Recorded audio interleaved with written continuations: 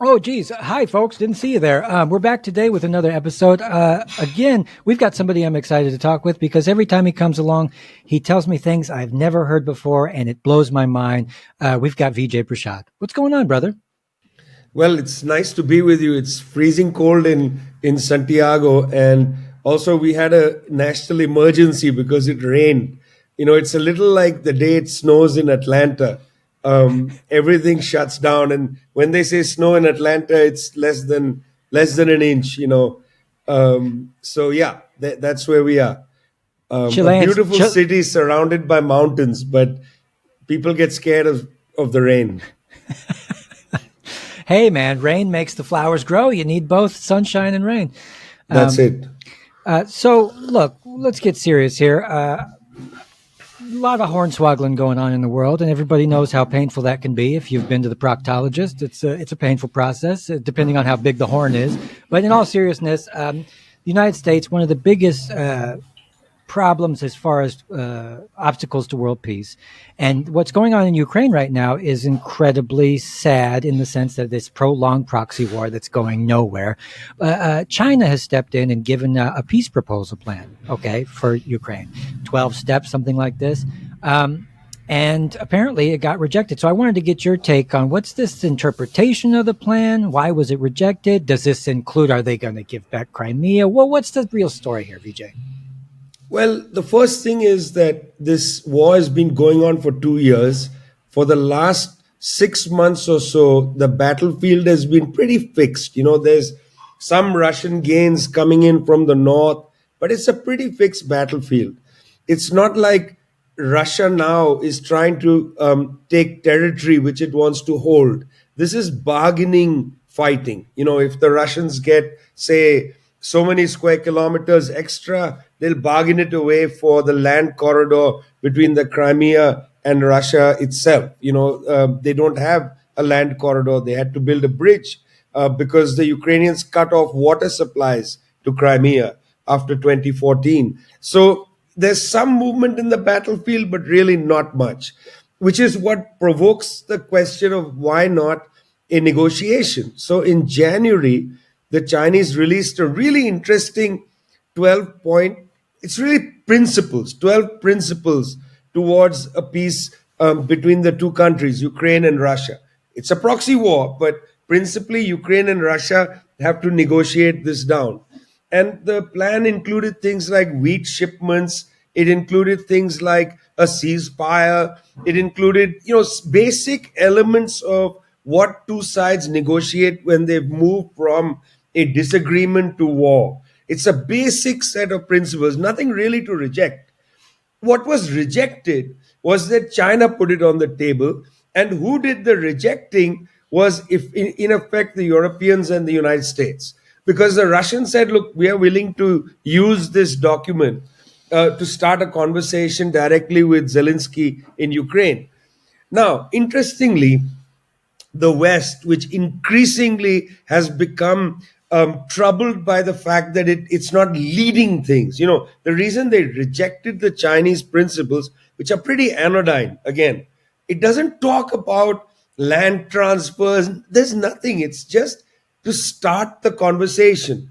They rejected the Chinese proposal because it came from China. If the same proposal had come from the European Union, it would have been taken seriously. And comically enough, the Europeans joined a Ukrainian, the Ukrainians called for a discussion in Switzerland, and the Europeans and the United States joined this so-called peace conference in Switzerland. Why is it a so-called peace conference? Several reasons. One, Switzerland is not a neutral country anymore. Used to be neutral.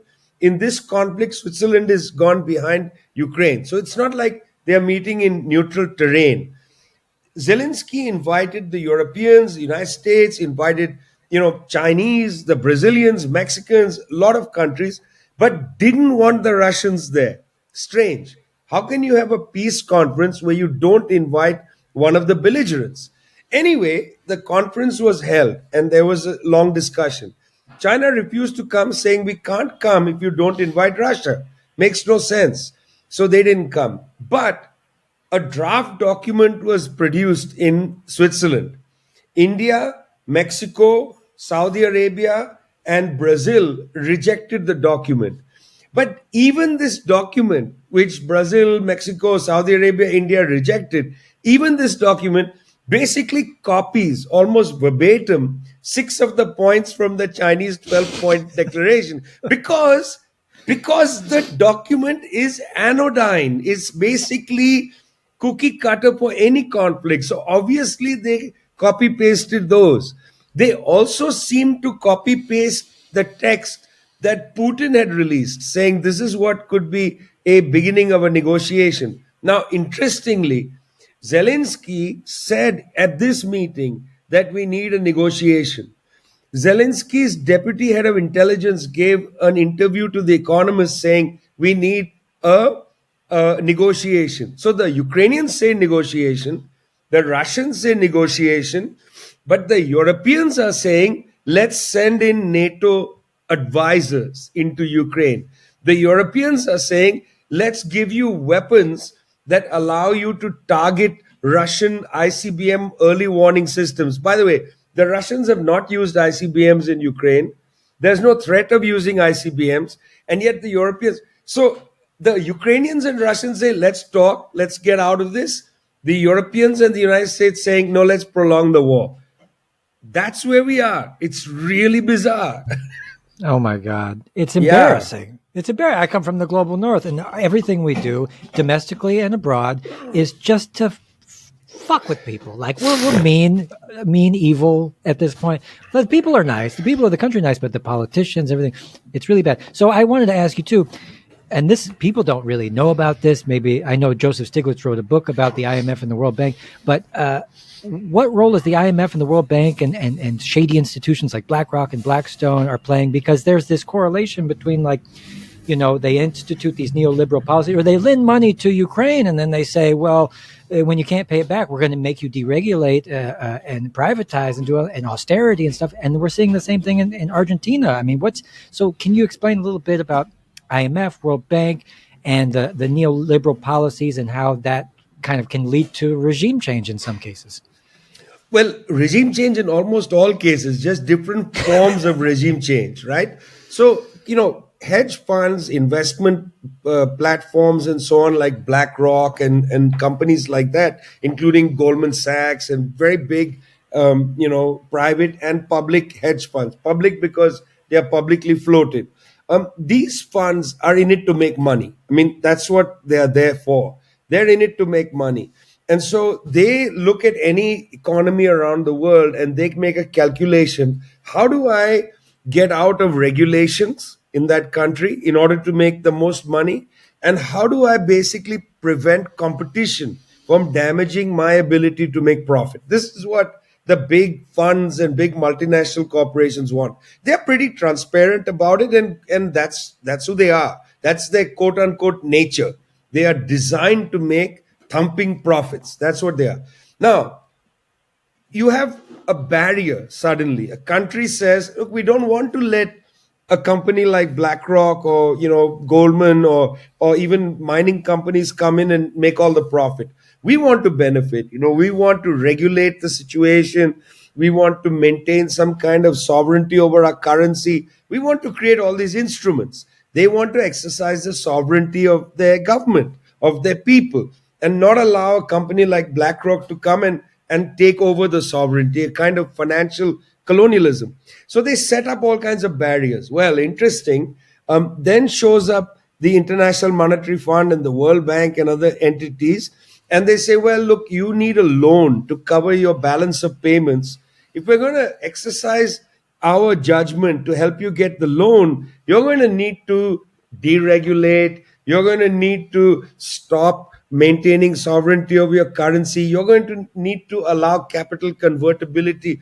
In other words, the IMF and the World Bank act like the battering ram that breaks open the gate and that allows these companies to come in. The interesting thing is, those governments that put very strong gate and say, no, we're not going to let you come in, get painted by the West as rogue states, as states that are somehow outside a global consensus and so on.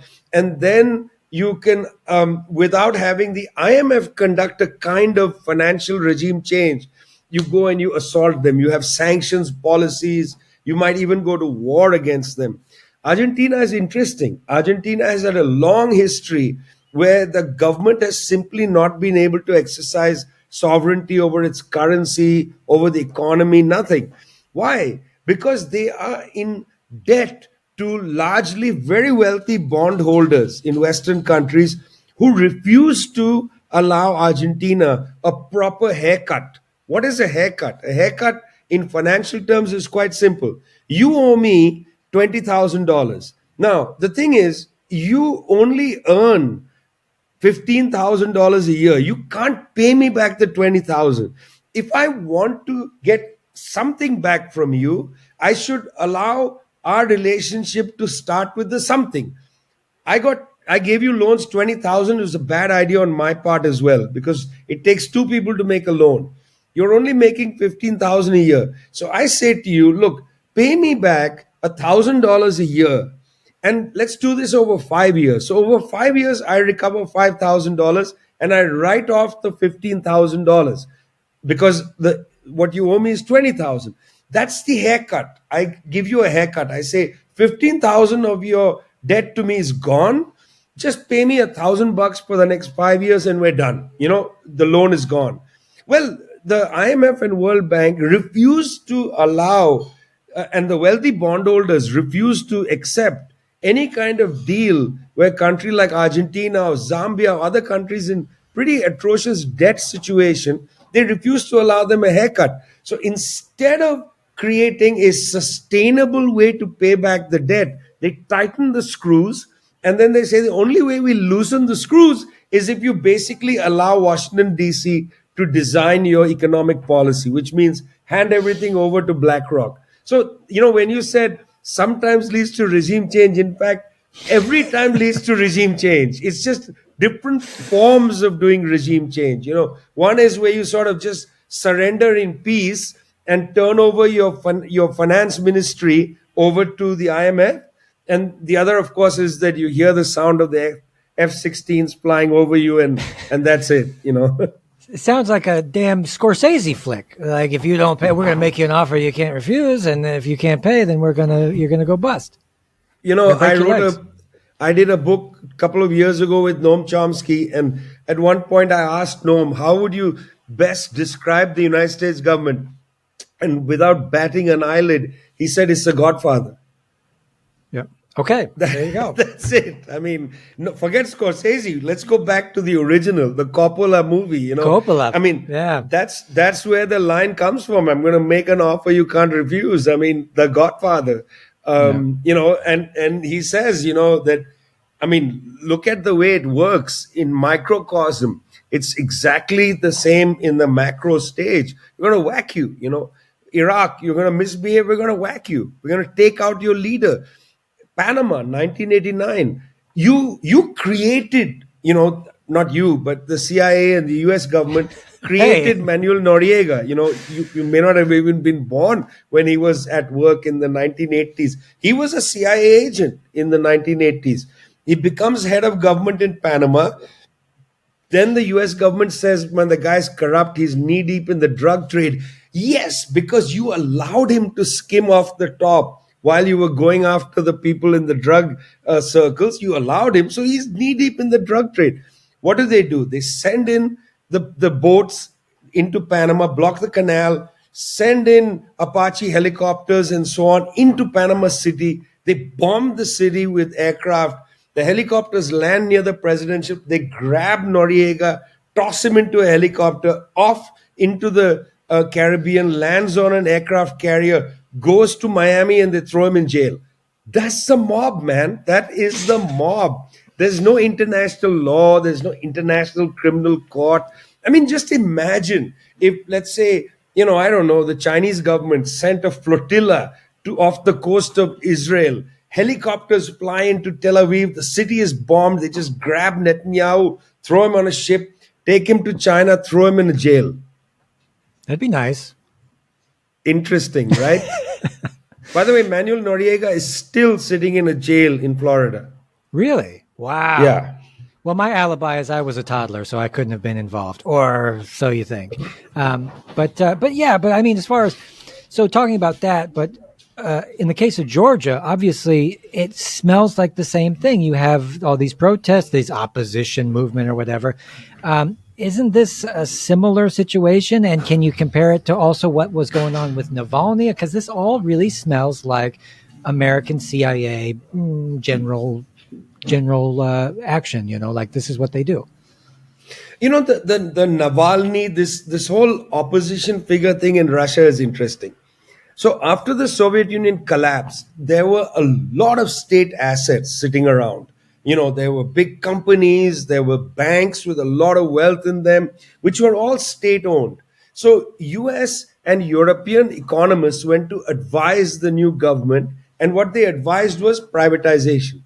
United States participated with the Yeltsin government to create oligarchs because they basically handed over precious state assets of the USSR for free, virtually for free, banks even, to these guys, these guys who then become great oligarchs. Okay, decade goes by. Putin is replacing Yeltsin. He's supposed to be the safe hands who'll protect the Yeltsin Washington order in Russia. Indeed, for a number of years, Putin was a very safe pair of hands. That's why George Bush said, I looked into his eyes and I saw an honest man. Or, Tony Blair went to the opera with him and said, he's my buddy, and so on. They were all pals. But then Putin realized that this cannibalization, this pirateization of the Russian economy was detrimental. Russia was declining. There were real wages had collapsed. The life expectancy had collapsed by over a decade in Russia after the fall of the Soviet Union. So Putin realized all this. He started to crack down on the oligarchs, and he started to bring back some of these assets into the public sector, like the oil company. The moment he started to crack down on these oligarchs, the oligarchs became human rights campaigners. So a lot of these guys that are taken up by the West as great human rights heroes, these guys were bandits. They stole money in the first place, authorized by the West and by the Yeltsin Washington government. But then after Putin started to crack down, suddenly they became, the Navalny's, the human rights campaigners. Now, this is bizarre. Like, okay, I'm not in favor of anybody dying in prison. For God's sake, that should never happen. Never in favor of that. But also, let's look at the sociology of the human rights campaigners in Russia. They are not nice guys. These guys have these terrible histories. And what Putin was trying to do was to basically try to recover the Russian economy. At that point, the West could have also worked with him, but decided not to. And that's when Putin makes his break with the West, when he says there shouldn't be one single master in the world. That's what he says at the Munich Security Conference in 2007. He says there shouldn't be one single master. That's a phrase that he uses. Now, of course, there are protests in every country. Every country has people upset by something or the other. No country in the world is without protests. If people think China, there's no protest, there are more strikes in China than occur in the United States. There are protests in China all the time. People standing with signs saying, I'm upset at this municipal authority or that, because governance is filled with choices. You're going to make a choice, you're going to upset some people. Protests are a normal thing. What happens is when the West sees a protest that is to its mind usable, then they build that protest up and they make it into a dramatic thing. It's not necessarily that all protesters are paid by some CIA front. It's just that certain protests get picked up, built up, money is given to them through NGOs, and then they are able to make a claim against the state. That's what happened in Ukraine. The US government, through the National Endowment for Democracy, began to fund those groups that had disagreements with the government in Kiev at the time, and they funded them with quite a large amount of money. there were radio stations, all kinds of networks, some of them quite openly fascist networks. They funded these, and these then had an outsized influence, because the moment you have a bunch of young people who are angry about something, and then somebody shows up and says, here's $20,000, wow, you can have better signs, you can have better social media, you can hire somebody to create an Instagram account, you have a much bigger footprint. Then you get another 50 grand. Then you can start doing more. You can have a concert, you can hire a stage, you can have a sound system. Then they say, well, these people know what they're doing. Here's $500,000. Then you can start having political campaigns and this, that, and the other. Yes, the CIA is all over the place. But the thing is, they also pick up people who are disgruntled for this or that reason, like in any country. In Cuba, there were protests. Of course, there are protests. The sanction against Cuba embargo is so deep. It's impacting people. People come on the street and say, I'm pissed off, I don't have water. Of course, they are pissed off, they don't have water. But then the Western press comes and says they want to overthrow the government. Not necessarily. There's nothing wrong with protesting. The problem is when the West shows up, when Mr. CIA shows up with the money and Yeah, starts yeah. to tip the scales. That's when it becomes a real serious I problem.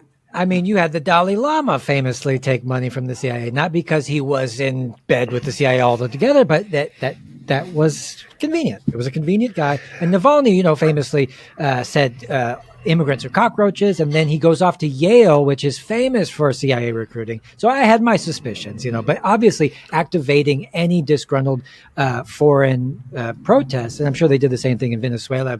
Oh, look, they're starving and everything, leaving out the fact that food companies were sort of blackmailing Maduro into doing what he wanted to do.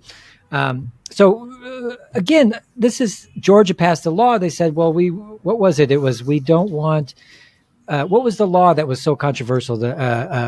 Foreign funding, the foreign funding law, right? They said, well, we want to make sure that everybody over 20% funding you get. Well, Taiwan recently passed a similar law that said, hey, if you lie in parliament, we're going to, punish you for it, which is totally reasonable law, just like the Georgian law. And yet you had these guys take the law and like run out of the building. The hell is going on here, VJ? I mean, but see, look, I'll give you another example. You've given me two good examples. In the early days in Syria, right, when the Syrian people said, hey, look, there's protests happening in Egypt, in Tunisia, against the government. We have our own problems with the government of Mr. Bashar al-Assad. We're going to protest. So they started protesting, okay? Now, initially, in the town of Dara, the local governor was quite aggressive against the protesters. People died. It was terrible. The central government in Damascus removed the governor, said, look, this is not the way to handle protests and so on. See, it could have calmed down right there, and then tens of thousands of people would not have been killed. But here's what's interesting. There were protests taking place in other small protests. The US ambassador goes to a protest meeting and speaks at the protest meeting against Mr. Assad. Now, just imagine New York City, Occupy New York, happening at the same time. Imagine if the Chinese ambassador to the UN or the Russian ambassador from Washington took the Acela train, arrived in New York City, went into Occupy Wall Street and gave a speech saying, you guys have to bring down the government of I think it was Barack Obama at the time. I mean, imagine what would have happened then. Do you think that would have been seen as acceptable? He's coming there saying homelessness is on the rise in the United States. It's an outrage. You need to bring down this government. It's undemocratic. My God, he would have been expelled like this. There would have been an outrage at the UN. But the US ambassador went to a protest in Syria and spoke at the protest, giving his support to the protesters and inflamed them. So then the protesters thought the US government is behind us, the jets are coming, and so they intensified their protest. Okay, this is direct interference in a country, direct interference. I mean, you don't need actually many more examples of this. This is direct interference, not a CIA guy in the shadows coming with the suitcase. This is the US ambassador, man, in public speak. Because then what everybody thinks is, if the US ambassador is there, then the F-16s can't be far behind. And they are going to bomb Damascus, weaken the government, collapse the government, we'll take over. That's Mm. what you say when an ambassador goes and joins a protest. They think, okay, so now let's keep fighting, because eventually the Yanks will come. And then tens of thousands of people died as a consequence of that provocation, and of course the US government doesn't apologize for that. But see, it's not like the US government created the problem. They are like a fire starter. They accelerated something that was going on anyway. Libya 2011, here's Gaddafi. Protest begins because again, people in eastern Libya said we're going to protest as well. Half the military in eastern Libya joined the rebellion. So it was a pretty fair fight. They were battling each other in the air, on the land, and so on. And the battle line was drawn somewhere near the town of Ajtabia. I remember this extremely well. Battle line was drawn around there.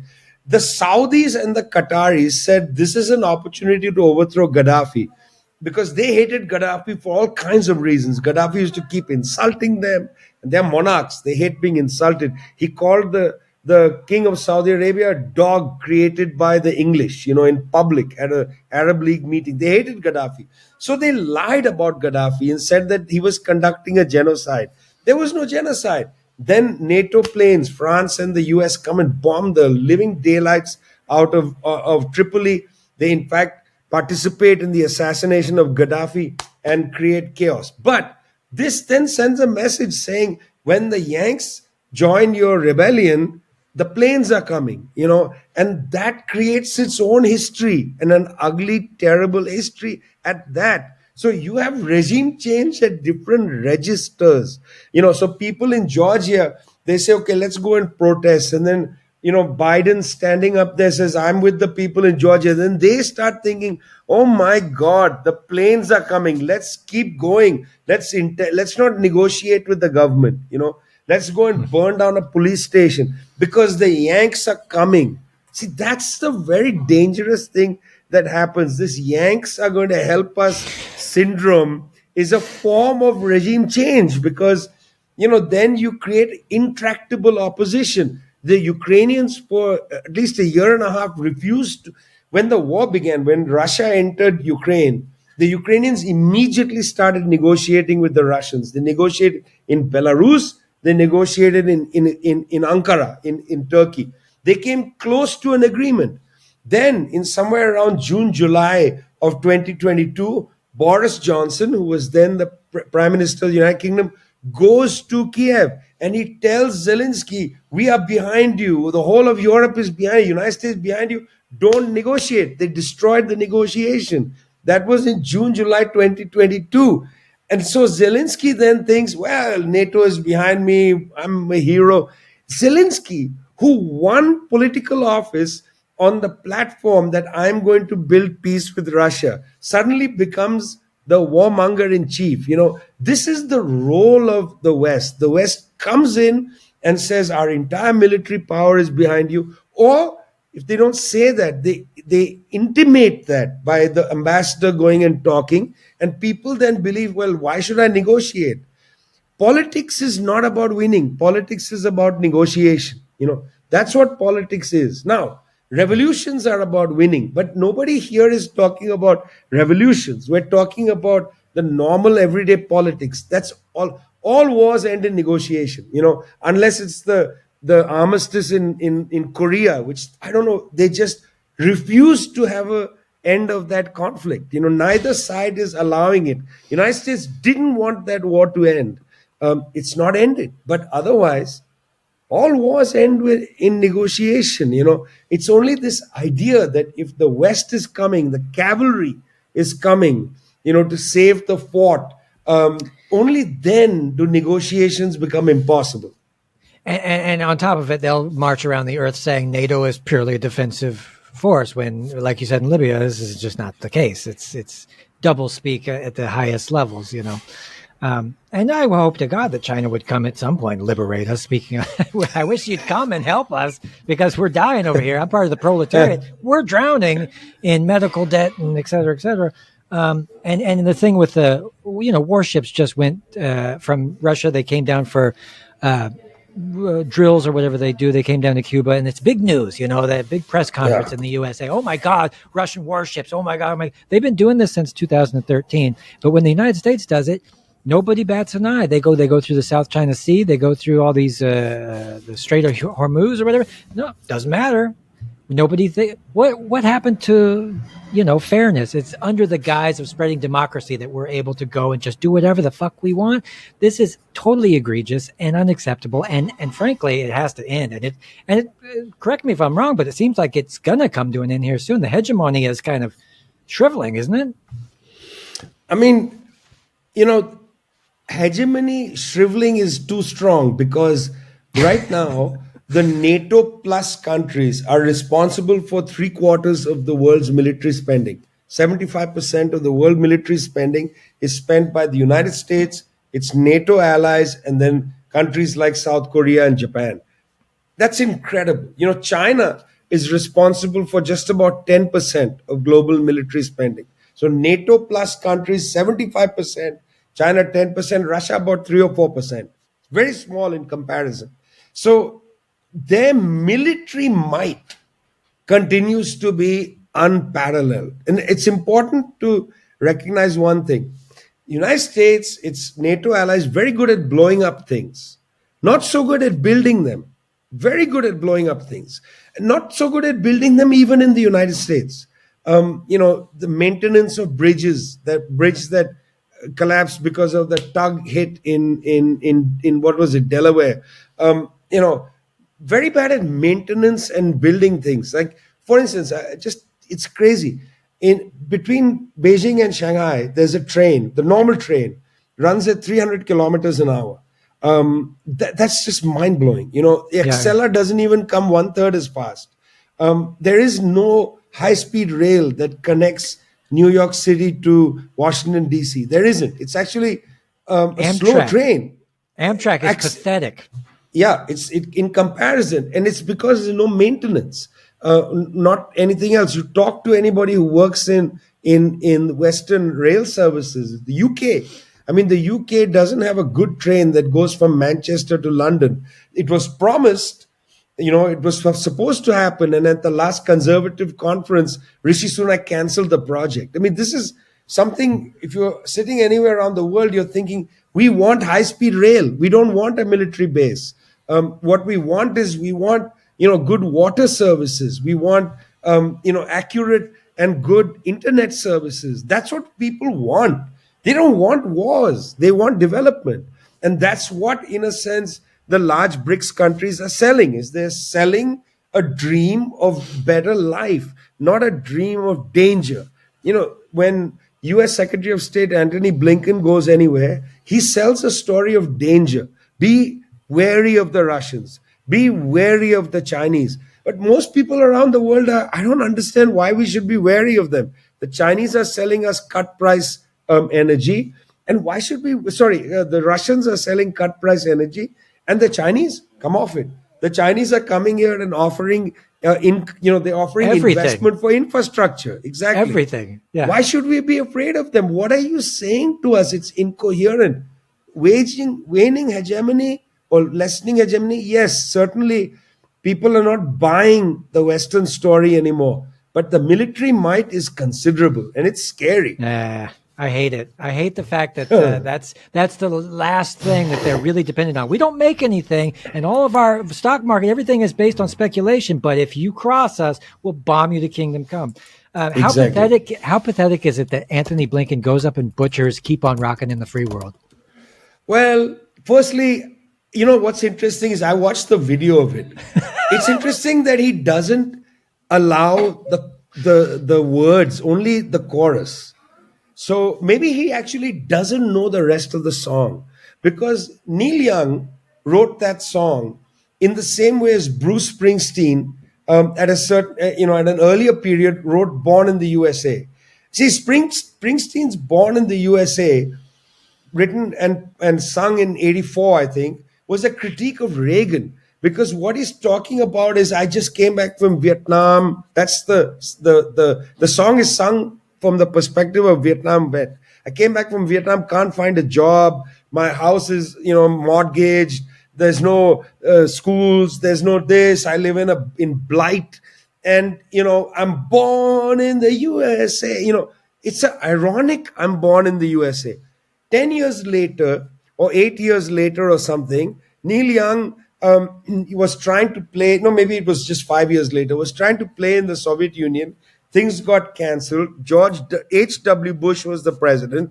The Reagan's vice president had become president, and Neil Young was super frustrated by the fact that there was homelessness in the United States on the rise. You see, because numbers had come out and he read something and whatever.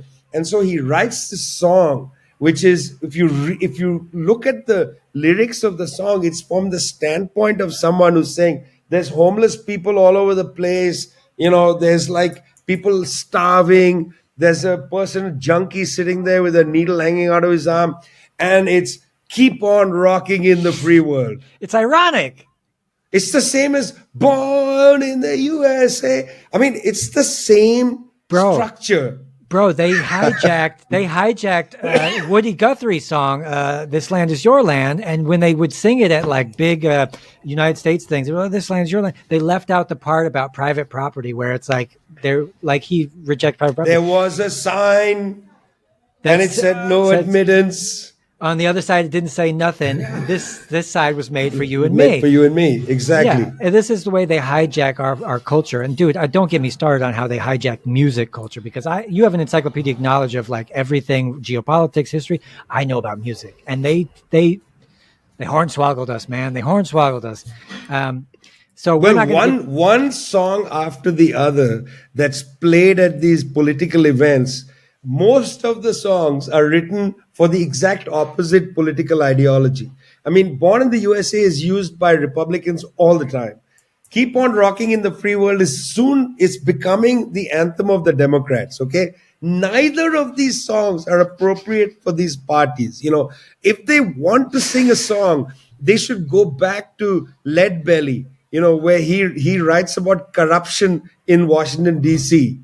This is the Jim Crow town. That Lead Belly song, "It's a Jim Crow town," should be the song they play at their conventions. It's a Jim Crow party. It's a Jim Crow country. And in this case, the Jim Crow is not only on race lines, but on class lines. You know what Joe Biden's campaign song should be? Is to "Don't Fear the Reaper." That'd be a good one. Just saying. Did you see the images of him at the G7? There was a photograph. Grab him by the hand recently. That was a different thing. No. In fact, at the G7, he started wandering off, and Giorgio Meloni, the fascist prime minister of Italy, had to break ranks to go and sort of snuggle him back into the crowd because he was looking in the wrong direction. I mean, it's elder abuse in the United States. Plainly, the US people don't appreciate and love their elders because you're allowing two completely... I mean, these guys should be retired. Trump should be retired in a jail cell somewhere, and Biden should be retired, perhaps in a courtroom, sitting there holding his son's hand, who actually deserves to go to jail. Maybe both of them do. Who knows? But they certainly shouldn't be running for president. I mean, aren't there any young people in the U.S.? Well, you guys got the Chilean president. He's like, 38? He's doing great. No, he's not doing great, but he is 30 he's better. He's like, he's definitely better. He's definitely better than the right. That's a conversation for another time. But as far as I always say something wrong when I talk to Vijay. No, it's not. It's not wrong. It's just that it's always, these things are always contextual, right? Yeah. Like it's like the Bernie moment. Bernie yesterday says something terrible. Today says something decent. Tomorrow will say something terrible. The next day, it's contextual. Catch me on a certain day.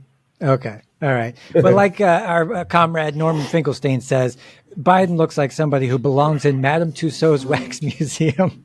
Super unfair, but I suppose, yeah.